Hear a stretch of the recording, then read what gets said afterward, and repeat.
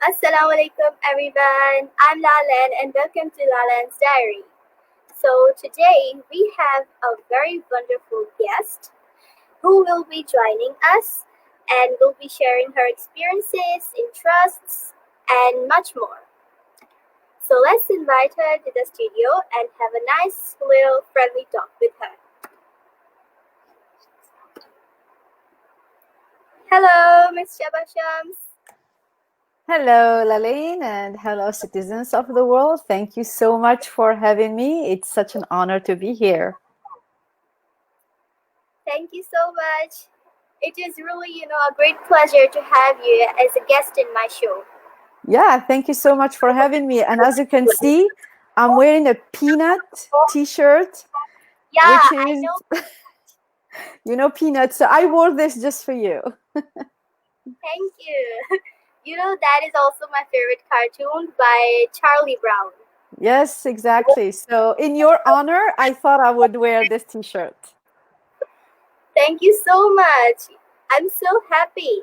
Yeah, and I hope all the young ladies like yourself enjoy seeing this t-shirt on me.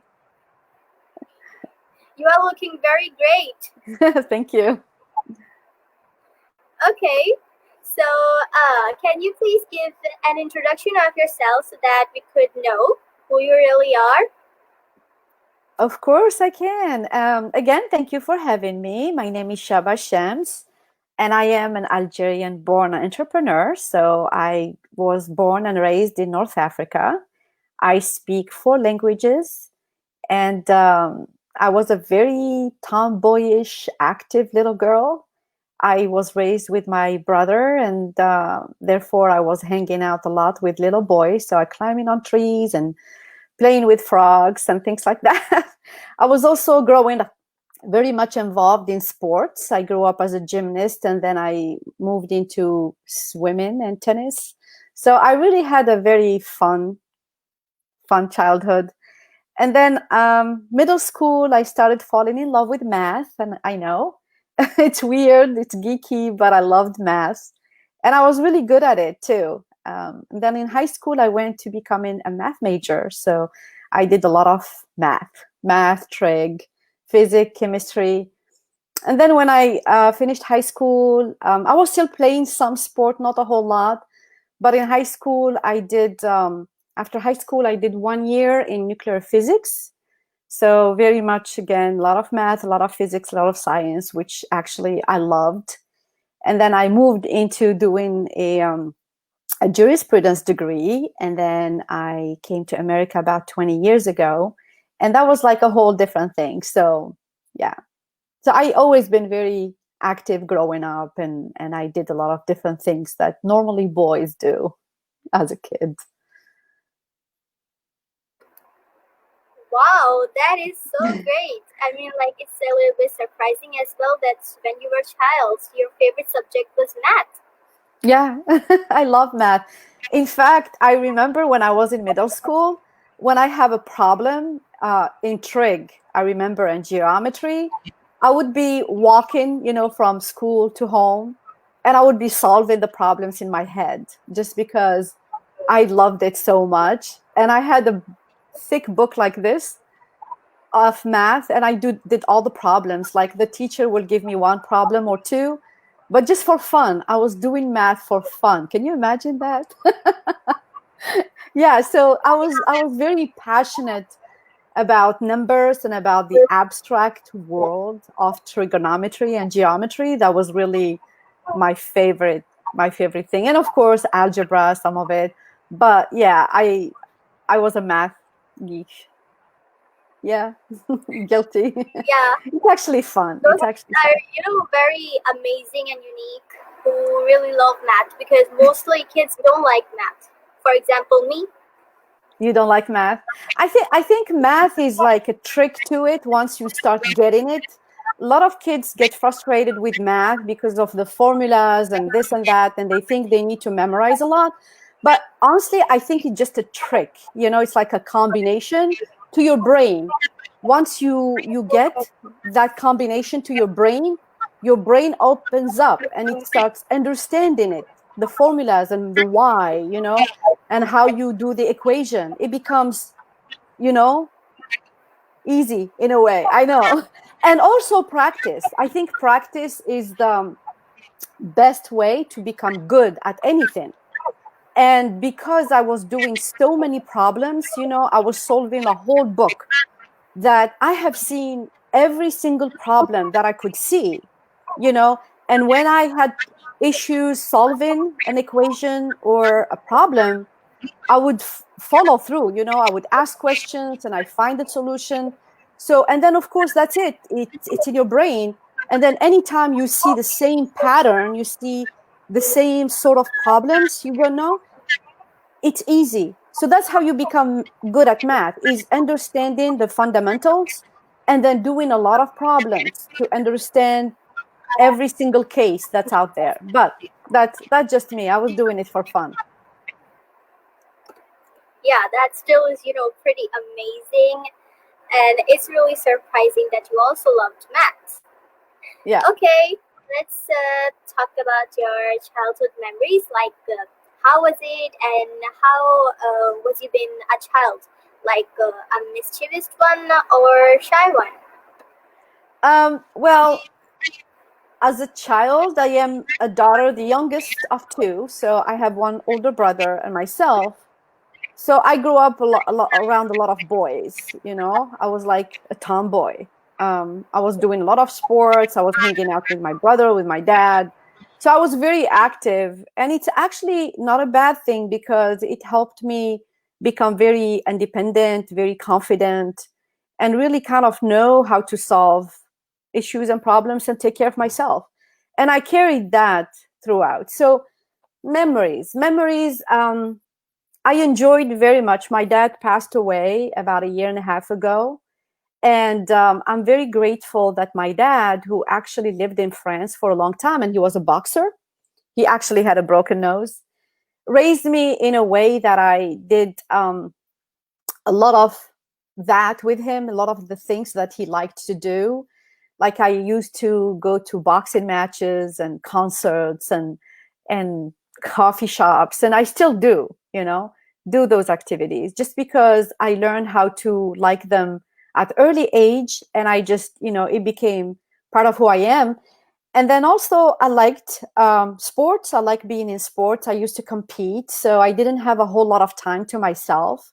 Like Friday, for instance, was in Algeria our day off, but I remember my brother and I would wake up really, really early in the morning, and we walked to this stadium called 5th of July, Le 5 Juillet. It's a huge stadium, and we walked for maybe 3 miles. And I remember there was a house by not far away, like on the road, right? We walk, and it's very isolated. It's not like very populated area. And there was a house, a beautiful villa, and they had dogs in there. So sometimes the dogs would be chasing us, and it was really scary. And I remember, like, if we see some people come walk near us or, coming to us, my brother says, walk like this, like macho man.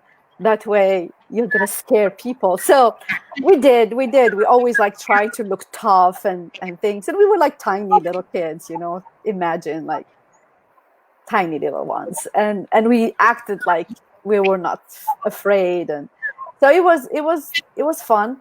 Um, when I competed, it was kind of scary, because as a gymnast, like for instance, if you go to the bar where you have to do some moves, sometimes my legs get shaky, I'm shaking and I'm scared. The two bars, like where you flip from one to another, I'm always worried, like, oh my God, what if I jump and I missed the bar? It was very scary, being a gymnast, clearly. But that's what we did. I mean, it was just like a lot of adventure, just daily basis. We did a lot of fun and adventure things. So it's cool. So, like, yeah, wow, your childhood was really adventurous, I see, and you Very, kind of really yeah. tried it. Yeah, it was crazy. Wow, that explains a lot. Okay, now let's talk about your present status as an entrepreneur. Okay. Uh, Let me ask you that how do you define entrepreneurship in general? And within Islam, Muslims are entrepreneurs by default. Very good. That's a very good point. Yes. And Muslims are entrepreneurs by default because entrepreneurship is about solving problems and helping people. So, and we also in Islam have values that push us to always doing the right thing. You know, entrepreneur needs to have, for instance, they need to keep their word. They need to be honest. They need to provide services and product that are not haram, you know, that are not haram and not allowed. So they have really to make sure that anything they are doing tijara into, it's something that's not forbidden. And also ta'amul, you know, like the way people interact as an entrepreneur, you have to be honest, you have to be trustworthy. You know, our Prophet Muhammad, peace be upon him, his nickname was Al-Amin, the trustworthy one, because when he was young, he was a merchant, you know, he was a businessman, he was an entrepreneur. And he always did what he said, and he never cheated anybody. So people trusted him. So it's very important for entrepreneurs, and especially Muslim entrepreneurs, but entrepreneurs in general, to build that kind of reputation. And my experience with entrepreneurship, now that I am talking to these beautiful younger kids, ladies and gentlemen, it's I was an entrepreneur since I was 9 years old. You know, at 9 years old, actually, I started selling bracelets. I was doing door to door, and I was selling bracelets. So very early in my days as a child, I learned how, you know, like the whole power of customer service, products, delivering, being agreeable to the customer. Of course, at the time, I didn't think about it. You know, I was just doing it, right? But then after that, you know, as you grow older, you realize that part of why, for instance, when you were selling bracelets at the age of 9, you were selling everything you were taking. It's because you know how to interact with people. You are nice, you smile, you know, you say the truth, you don't lie to people, you don't cheat people. So all these are very important for people to like you, to trust you, and to do business with you. So an entrepreneur, in my opinion, is a character. You know, it's how you act, you know, at home, inside the house, outside of the house, with people, with friends. And honesty is very important. You know, you have to be very honest and have a good sense of responsibility and a sense of respect of others. Yes, that is a very explainable answer. Okay, so what are the challenges facing the Muslim entrepreneurs and also women entrepreneurs? Wow, challenges. First of all, I'm not a big fan of challenges. Can you mute your side for a second because there is an echo? Yeah, I'm sorry, what? I think there is an echo. Can you mute your side for a second? Yeah. Yeah, here you go. I think it's better because I'm hearing an echo. So the challenges, first of all, you know, I've been in leadership and management and a senior manager for a very long time. And the word challenges come a lot. First of all, I don't like the word challenges, but I like the word opportunities. Every challenge is an opportunity for you to think outside of the box. If you see it as a challenge has a negative connotation to it. So if you see it as a challenge, you're like, oh my God, I don't know if I can do this. But if you tell yourself, these are like opportunities for me to think outside of the box and to create something that is different. So I think the biggest opportunity that uh, uh, entrepreneurs in general face and deal with is the ability to be resourceful, right? So, and resourceful again is a mindset. If you think that you can't, like Ford says, or you think you can, you are probably right. So a lot of people, you know, even like kids, they come into something, they're like, oh, I cannot do that. I cannot do that. Instead of saying, let me try, you know, and I will try and I can do it.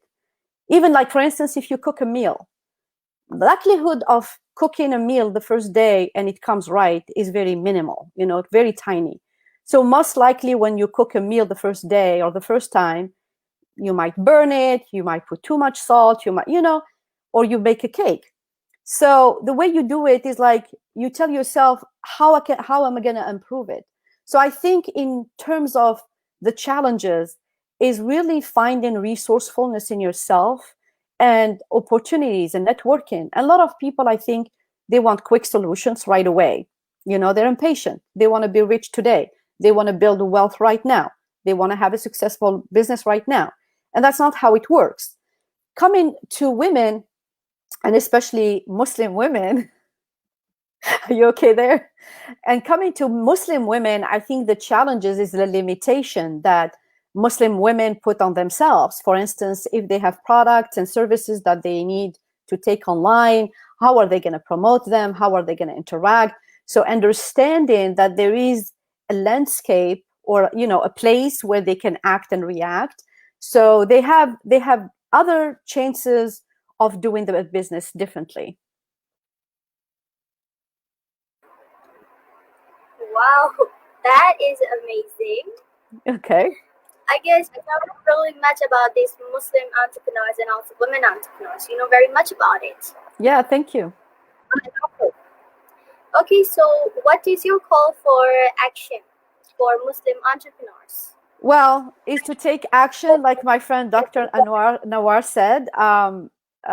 It's to take action. I think you need to decide of what you want to do and then just do it. A lot of people have good ideas, but they, like even at your age, if you know how to write short stories, or I see that you have books behind you, or if you know how to make something, like paint on fabric or do photography, or I don't know, do you have any hobbies, things you like to do? Yeah, I have many different kinds of hobbies. Like what do you like to do? Some I things you craft can as make. well. What's that? I have many different types of hobbies, which includes arts and crafts as well. So let's look at the art and craft. Like for instance, if you know how to make pillows, or you know how to paint, or you know how to create something, this don't wait until you are 20 or 40 to do something with it. You can make it and then put it online, create the Facebook page, make it nice, and then start reaching out to people and then selling it and do something like that. The point is, don't wait. The call for action is to take action. And then the other thing that I like to actually teach my clients or communicate to my clients is that I am learning myself is done beats perfect. Like sometimes you want everything to be perfect before you do anything. Oh, I want the perfect website. I want the perfect product. I want the perfect this. And that actually is just holding you back. If you have an idea, done beats perfect. Put it out there and then improve it as you go. I'm just going to give you an example. I started the YouTube channel about a week ago. And of course, I would normally, technically, I should have waited until I put together 20 videos and then put them and do my launch. But I really wanted to wish everybody happy Eid, which I did in 4 languages. And I created a quick video and I put it together and I put it out. And as I am still learning skills, like video, how to make video and edit and all that, I am still putting things together and putting them out. Am I going to wait until I become a perfect video maker and editor to really make videos and launch them? That's going to take a long time. So just do it, just do it. And then just say, hey, you know what? This is my first video. I just started learning the software. I am not sure that I even know what I'm doing, but I am doing it. And then of course people can give you comments, your friends, your follow can give you comments and help you. And that's how you grow and improve. But don't go on the corner and start crying because people say something, like, oh, this is not good. It's okay. You have to be okay with it, have fun with it. Because if you approach everything you do in life like it's a learning experience, it doesn't have to be perfect. That imperfection, right, makes you perfect.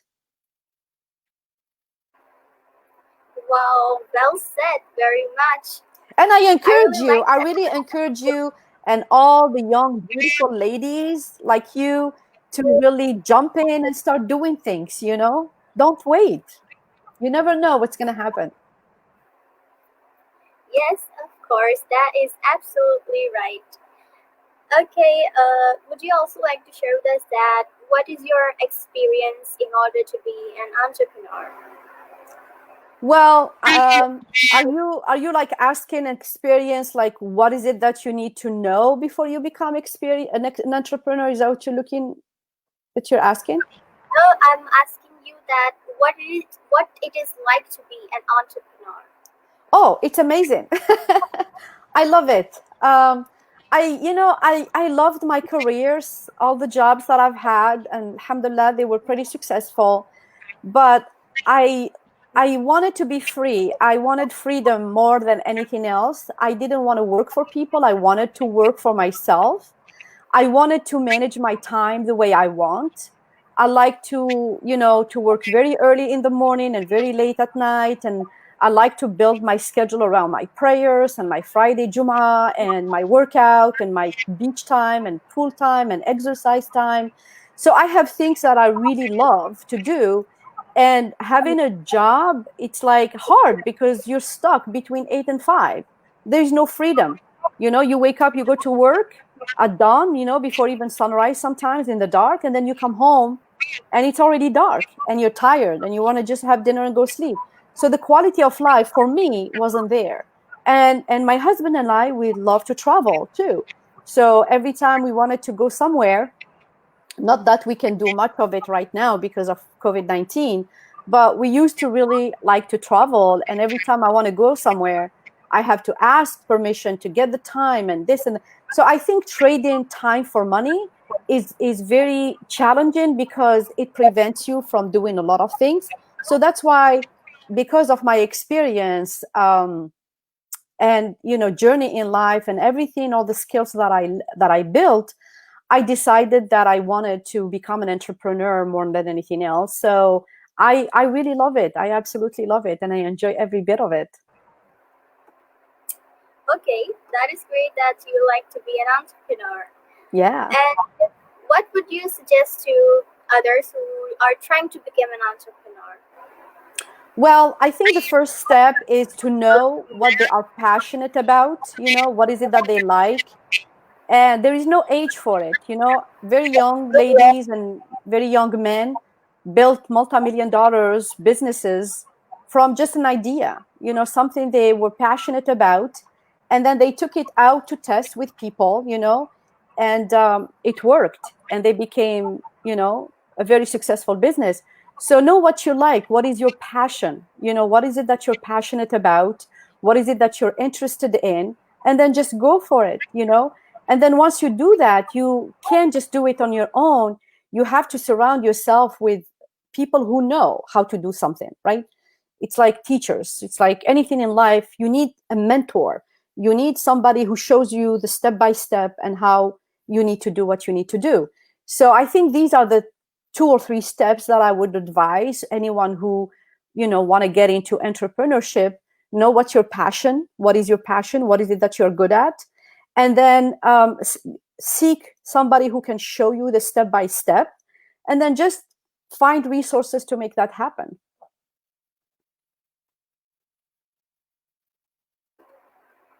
Okay, there was a pause from your voice. We couldn't hear you clearly. From the end, if you could repeat it, please.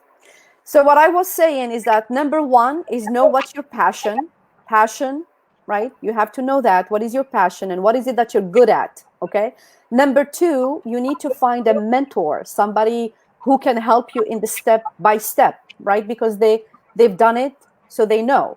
And the third one is find the resources and be resourceful to making your ideas come together and happen. That is great. Okay, so being an entrepreneur, what kind of hardships you try to overcome with? For me, I think it's keeping up with everything. When you are an entrepreneur, you do everything by yourself, or sometimes you outsource, but you still have to keep an eye on everything because it's your name, it's your reputation. So it's really doing all that. And then, of course, social media is a very important part of entrepreneurship and networking, and that takes a lot of time. So, like, for instance, I get a lot of messages, a lot of friend requests, a lot of comments, and I don't like to ignore people. So I try to do my best to answer, thank people, oh, that's great, or something like that. And that takes a lot of time. So I think it's being able to manage the amount of what you need to do and make it happen without really offending people, neglecting the people who follow you, who love you and like you and all that stuff. So it's really time managing the different dimensions of a business. And being an entrepreneur, it's a 24-hour deal. It's not like you have a job, you clock in and you clock out and then you go do stuff. I work all the time. The good thing is I am very, phone oriented. I run mostly on my business online, and most of what I do is here. So like if my husband is driving, doing work. If we're going somewhere, I'm doing work. If we're watching TV, I'm doing work. So it's the ability really to integrate your life into your personal life, your daily routine. I know that you need time to decompress. You need time to relax, which I do, but overall is the ability to be everywhere, to do so many different things at the same time. Okay, so those were the hardships that you overcome up with. Yeah. Okay, so what are the important things that we have to learn before being an entrepreneur? Um, People. You need the best. I mean, the most successful entrepreneurs are people who are entrepreneurs who are people oriented, because being an entrepreneur is at the end of the day a people's business. If you do not know how to connect with people, how to communicate with people, how to sell your product, how to present your service, so you need to care about people. You need to genuinely look at the world around you and love humanity and really try to solve problems, because a lot of people think you become an entrepreneur to make money. No, you are an entrepreneur to help people and solve people's problems, and then the money will follow, you see. But if you're focused about the money, you may fall in love with what you do, like the product itself, but the product, maybe people don't care about it, and we have seen a lot of businesses go bankrupt because they don't understand what people need, so you have really to understand what is it that people need, what is it that people want, and be able to deliver.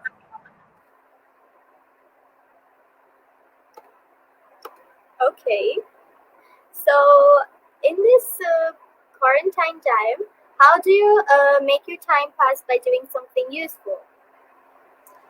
Well, I mean, quarantine for me hasn't really changed much my lifestyle because I work from home. I have a very nice, I posted actually a short video on Facebook and Instagram, very nice, space that helps me be creative.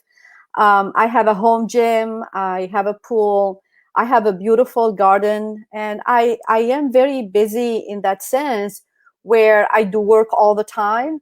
I contributed to so many different nonprofit organizations and give my time and advice. I did a challenge to help Muslim entrepreneurs start a business online. So I am balancing life in so many different ways that it is happy and agreeable to me, but also, helping people like you. Wow, so your quarantine time is going really well, I guess. Yes, actually, I am not depressed. I am not bored. I'm not anything, I'm using this time to really do very interesting and awesome things. So I'm very excited about life. That's great. Okay, so let me think. We have talked about very much about entrepreneurship. So, what about some interesting questions that I've come up with? Sorry, can you say that? Yeah, I was saying that we have talked a lot about entrepreneurship. So, let's move on to some interesting questions to make the conversation sound more interesting. Okay, sure. Okay, so can you first tell me that what type of novels have you read? Oh goodness, I don't really read novels. I don't have time to read fiction. So most of what I read is nonfiction. Like right now, I'm actually reading a very good book called "The Muslim Entrepreneurship." Interviewing, and I'm actually working on a book with Muslim entrepreneurship as well. And so the fiction, to be honest with you, I take it by watching a nice movie. That's fiction for me. But my time is spent reading, doing a lot of market research, reading nonfiction, just reading stuff. And I'm learning a lot of tools and skills, like, about YouTubing, about the YouTube channel, not YouTube. I don't know if it's a verb, just stuff that really help my business grow. So I don't really do a lot of novelish reading. I read mostly nonfiction. Okay, then if you don't like reading novels mostly of the time, then what type of books do you like to read then? I read a lot about communication, about personal.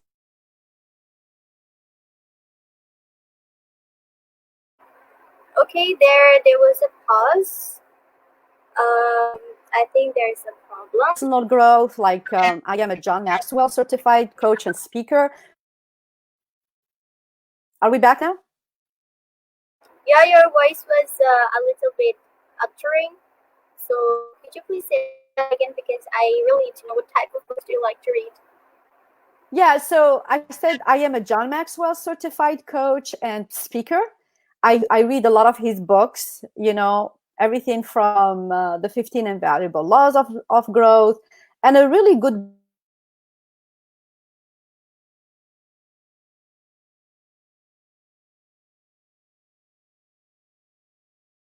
book.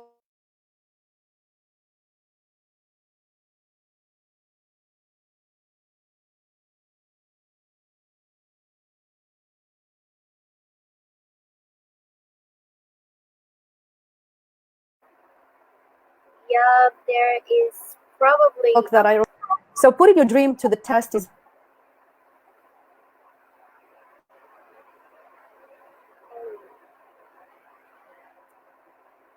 Are we back? yes, yeah, now, yeah, we are back. Yeah, So now it like I is. was, so what, like I was saying, a book that I recommend you guys can read. It's called "Putting Your Dream to the Test." It's by John Maxwell. I recommend it because it will help you think about what is your dream and what is somebody else's dream. And another book that I recommend, it's called "Sometimes You Win and Sometimes You Learn." And there is actually a kids version of it that can help you guys. So these are the type of books that I read. Wow, those are some, amazing types of books that you like to read. That is a good choice of books to read. Yeah, they're very Amazing. interesting. Yeah, they're very interesting.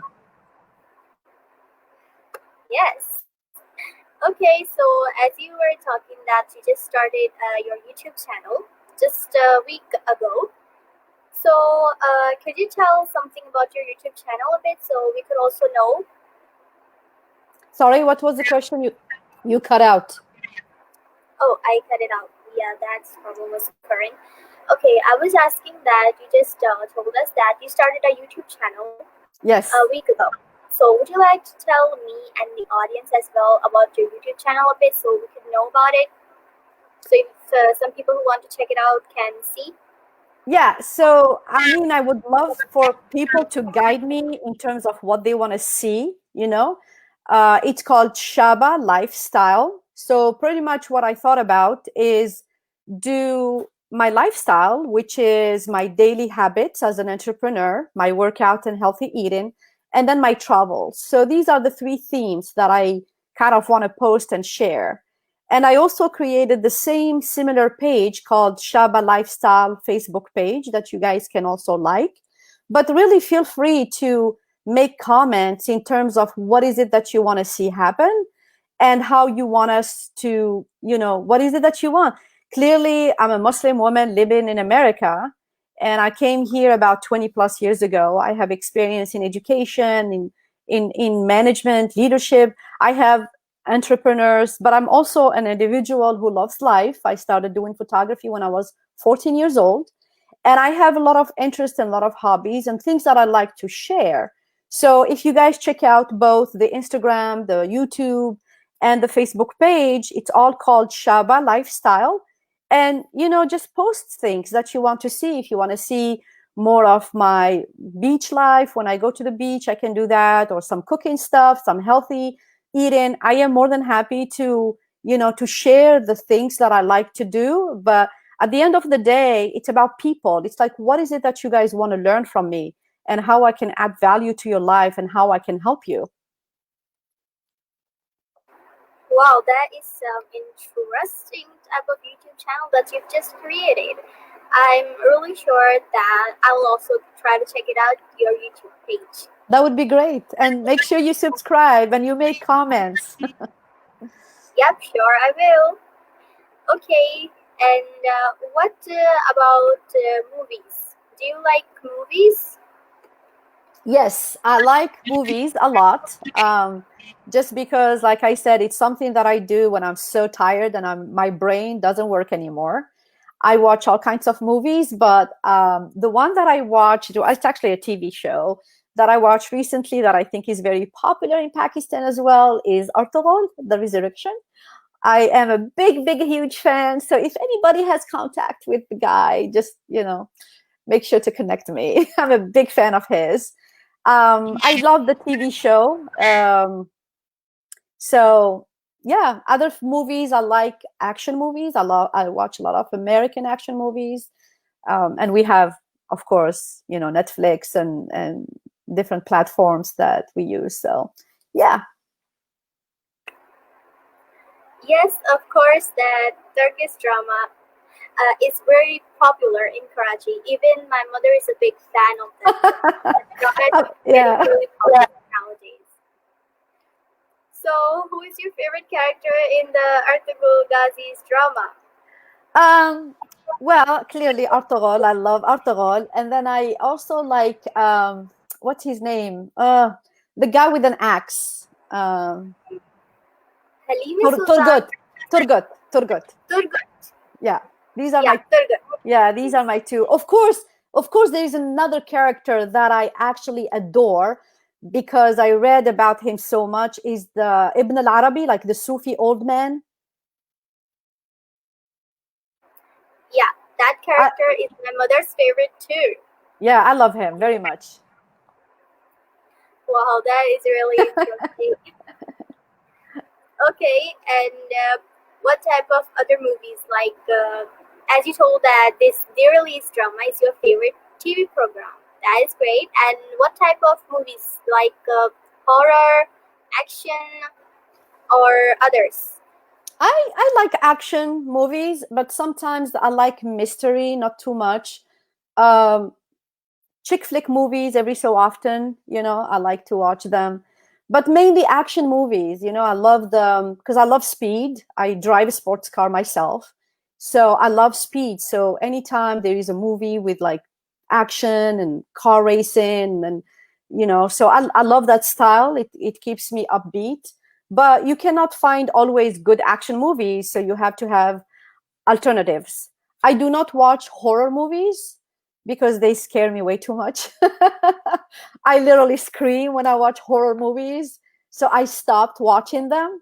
Um, yeah, so that's me. I like action movies, no horror movies. Okay, and you don't want you like to watch horror movies because they are kind of like scary. So, can you just tell me what is the most scariest movie that you've just heard its name but yet not watched it? So the scariest movie that I watched that really scared me a lot is called Ring. Ring. Ring. Ring. So that's the Ring. name of the movie. Ring. Yeah, I'm gonna write the name Yeah, of the title. I've watched it, Yeah. and It it is kind of really pretty scary movie. yeah, it scared me, and I think after I watched that movie, I decided that I didn't want to watch anymore. I was done. So I do also comedy because I love to laugh. I also watch a lot of stand-up comedy. We have some on Netflix. So, like Jerry Seinfeld, you know him from the TV show? He's a comedian and he recently did the stand up comedy in Netflix, and that was hilarious. I really enjoyed it a lot. So, yeah, it's just like comedy, action, nothing dark, nothing scary, nothing. I don't like that. Wow. Okay. So, and what about music? Music, I am very Arabic music style. So I listen to a lot of Middle Eastern music and some North African. Like Shab Khaled is very famous in Algeria and he lives in France. So he has some songs that I really enjoy a lot. But I'm more of Raghib Alama and Amr Diab and Nancy Ajram. I love, love, love Arabic music. So that's what I consume more of. So you mostly like Arabic music. Yes, it's very fun. I like the beat. I just listen to it and start dancing. Yeah, I've also listened to many kind of Arabic songs, and they're really great. Yeah, But it's fun. okay, and which many other different languages have you tried listening to music? Well, I grew up watching Indian movies, so I listen to a lot of Indian music, even from India. Even though I don't understand, I still enjoy it. I love the dancing.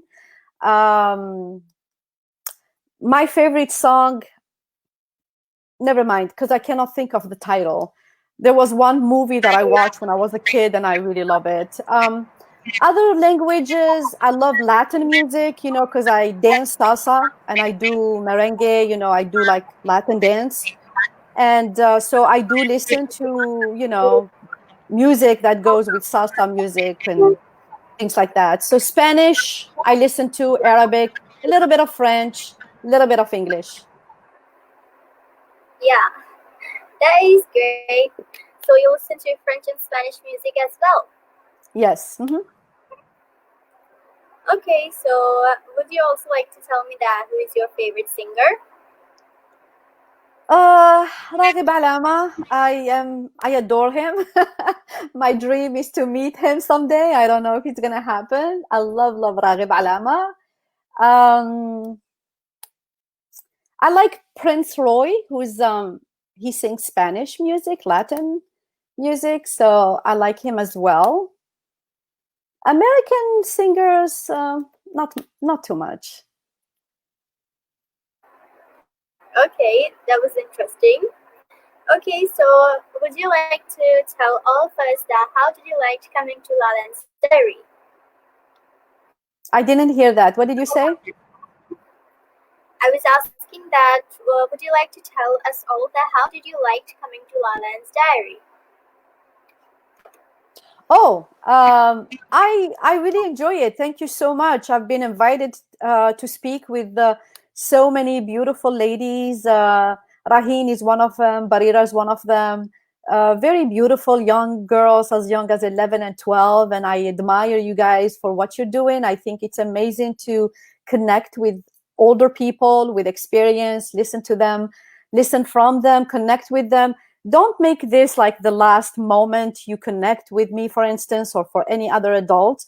I think we have a lot of wisdom experience that we can share. Make sure you follow up, you ask questions, and then just we are almost like a school, we are a life experience schooling that you are getting, and I'm hoping that it can inspire you and guide you. And you know what, it doesn't you never know what can change people's life. Sometimes it's an interaction like this, sometimes it's something conversation you have. So be open to receive it, things that can help you grow and establish yourself, because we want you to be happy, we want you to be successful young women. We really do. You are our future. So the time we're spending connecting with you and sharing with you our successes and our mistakes and our happiness and our ups and downs, it's really just for you to, it's like you are reading a book. You're looking into my life and other people's lives. It's like really reading into a book about what other people have done. And then when you see that there are people who are successful in their lives and they accomplish themselves, see what they're doing and try to do the same thing. And that's how you can become successful quicker. Yes, that is really great. And it was really, a pleasure to have you as a guest in Next my time. show. I Thank you so really much for enjoyed having talking to you. Thank you so much for having me, and thank you all ladies for being part of this meeting. It was really great talking with you, and it was like really an interesting conversation. I really loved it. It was Thank so you so awesome much. to talk with you. Thank you so much. Thank you for having me. And thank you to you as well for coming. It was a Assalam. pleasure to talk with you, and I hope that you will join again in Inshallah. our show. Inshallah. Thank you. Bye. It was a really great session with Shaba Shams. Know about her, and knowing so much about entrepreneurship and many interesting questions. So it went a really great session with her, and I hope that you all liked it very much. Thank you for every person who commented as well. Don't forget to like, share, and comment. We'll meet you in the next session, inshallah. Allah Hafiz.